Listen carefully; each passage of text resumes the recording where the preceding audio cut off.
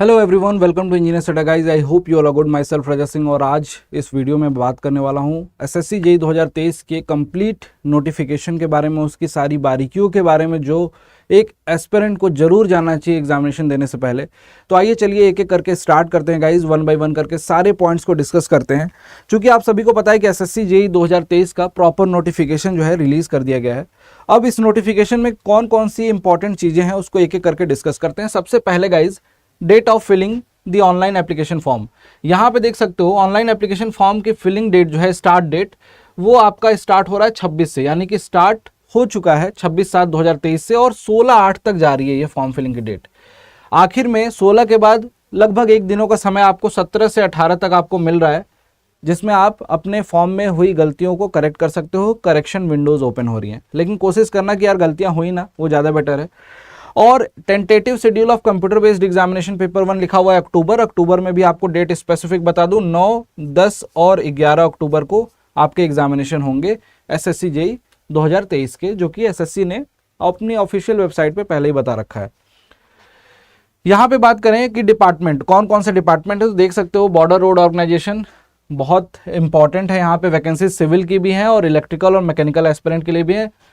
As का criteria 30 वर्षों का है। बीटेक वाले एस्पिरेंट एलिजिबल हैं इसमें। डिप्लोमा वाले एस्पिरेंट के लिए 3 year diploma in civil engineering plus 2 year का एक्सपीरियंस सिविल वाली पोस्ट के लिए। उसी तरीके से इलेक्ट्रिकल वालों के लिए, इलेक्ट्रिकल और मैकेनिकल वालों के लिए इलेक्ट्रिकल, ऑटोमोबाइल और मैकेनिकल इंजीनियरिंग में डिप्लोमा और उसके साथ साथ एक्सपीरियंस की रिक्वायरमेंट है।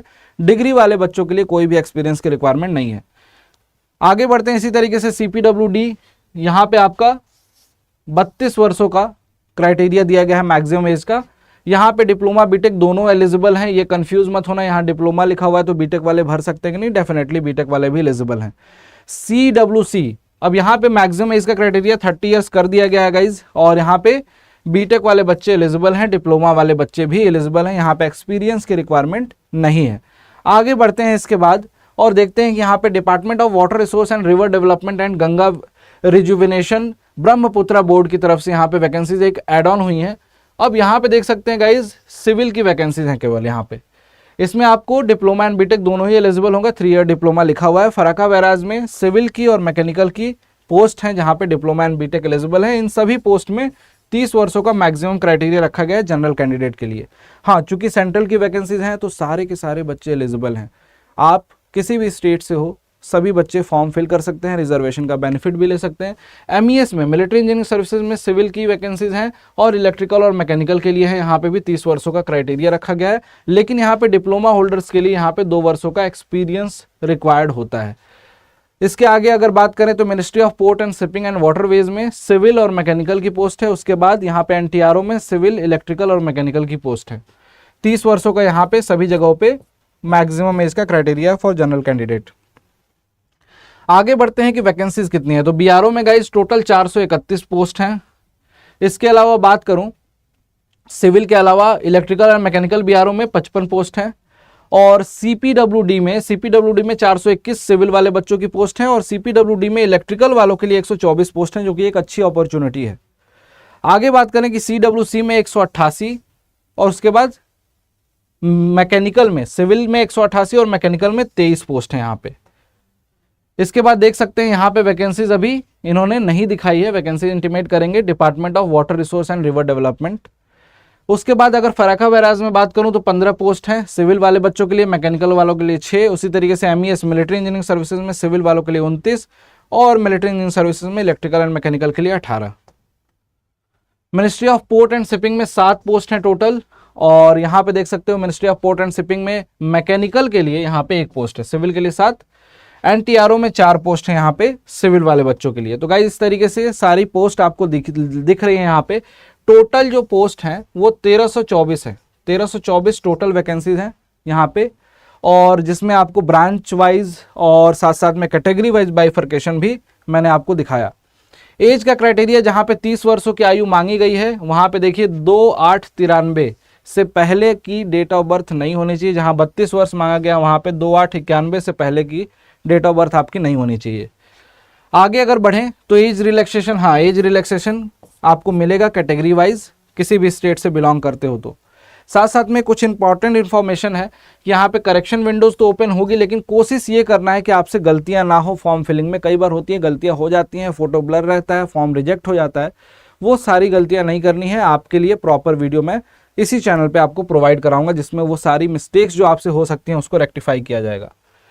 देखिए एग्जामिनेशन पैटर्न, पेपर 1 के पैटर्न में कोई चेंज नहीं है। पेपर 1 आप क्लियर करते हो तो आप पेपर 2 के लिए एलिजिबल होते हो। पेपर 2 में चेंजेस हैं, मेजर चेंजेस हैं गाइज, इसको बताऊंगा मैं अभी। सीबीटी मोड पे पेपर 1 जैसा होता था वैसा ही होगा, 50-50-100 रीजनिंग, जनरल अवेयरनेस और टेक्निकल में civil, mechanical, electrical branch specific paper देखने को मिलता है, और रीजनिंग और जनरल अवेयरनेस सभी ब्रांचेस में देखने को मिलती है। 200 नंबर का ये पूरा कंप्लीट पेपर 2 घंटे में आपको देना होता है, और इसमें आप क्लियर करते हुए मेरिट लिस्ट में आपका नाम आता है। उसके बाद फाइनली आपको पेपर 2 यानी कि यहाँ पे आप कट ऑफ क्लियर करते हो तो सेकंड पेपर देने को मिलता है आपको। सेकंड पेपर जो था पहले डिस्क्रिप्टिव था, अब इसको कर दिया गया सीबीटी कंप्यूटर बेस्ड मोड। ठीक है, अब यहाँ पे क्वेश्चन जो आएंगे वो 3-3 नंबर के एक क्वेश्चन आएंगे। 100 क्वेश्चन 300 नंबर का, पहले भी 300 नंबर का होता था, अभी भी 300, पहले भी 2 घंटे में होता था। बस यहाँ पे क्या किया गया कि अब पेपर आपको एमसीक्यू बेस्ड आएंगे, जैसे कि ऑब्जेक्टिव पेपर आता है, सीबीटी मोड पे ये पेपर आपका कंडक्ट कराया जाएगा। 3-3 नंबर के पेपर में क्वेश्चन रखने से बहुत सारे बेनिफिट हैं। इवैल्यूएशन आपका फेयर होगा। पहले आप डिस्क्रिप्टिव में बोलते थे कि उस बच्चे को ज़्यादा नंबर मिले हैं, इतना ही लिखा है, मुझे कम मिले हैं, ये सारी चीज़ें खत्म हो जाएंगी। ठीक है, तो ये चीज़ एक अच्छी है, और उम्मीद यही करता हूँ कि इसका रिजल्ट भी बहुत जल्दी आएगा, क्योंकि कॉपी जो चेक करने में समय लगता था डिस्क्रिप्टिव, वो बड़ा लेंदी प्रोसेस हो जाता था। और जेई एग्जामिनेशन में तो इनफैक्ट हर जगह सिंगल स्टेज एग्जामिनेशन कर दिया, यहाँ तो डबल स्टेज एग्जामिनेशन है। फिर भी 2 स्टेज के एग्जामिनेशन में अगर कंप्यूटर बेस्ड एग्जामिनेशन हो रहा है तो ये मेरे हिसाब से बहुत अच्छा चेंज है।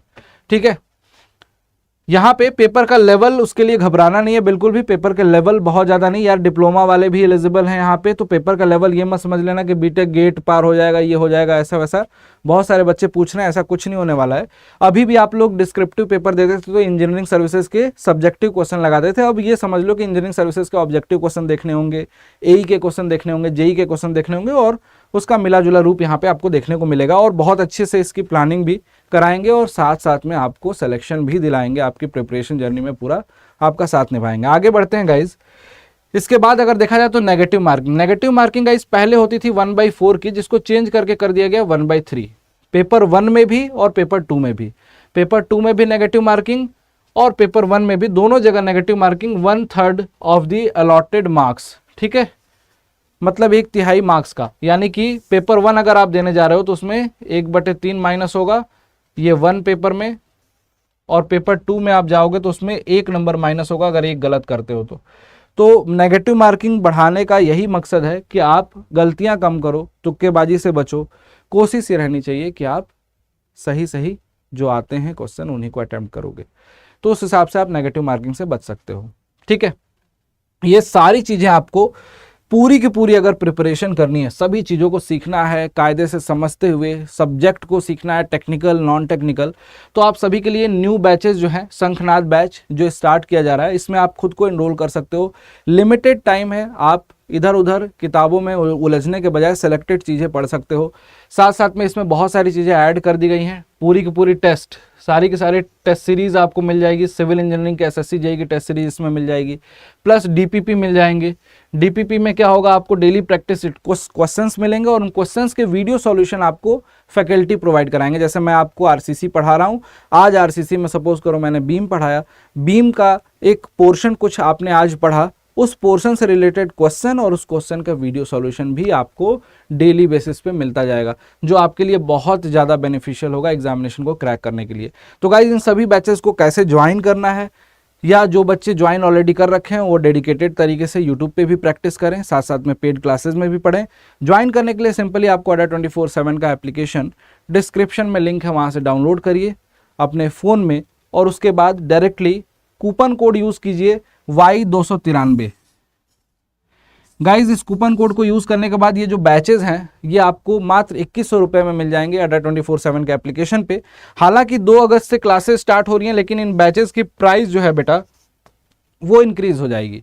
अभी ये बैच एक तरह से बोल सकते हो कि अर्ली बर्ड ऑफर में आप सभी के लिए 2100 रुपये में दिया जा रहा है, जिसमें ये सारी चीज़ें ऐड कर दी गई हैं। Test series, DPP, technical classes, non technical classes, live classes देखोगे उसके रिकॉर्डेड वीडियोस दिखेंगी, hand written notes, formula sheet, सब कुछ ऐड कर दिया गया है जो एक बच्चे के लिए ज़रूरी होता है।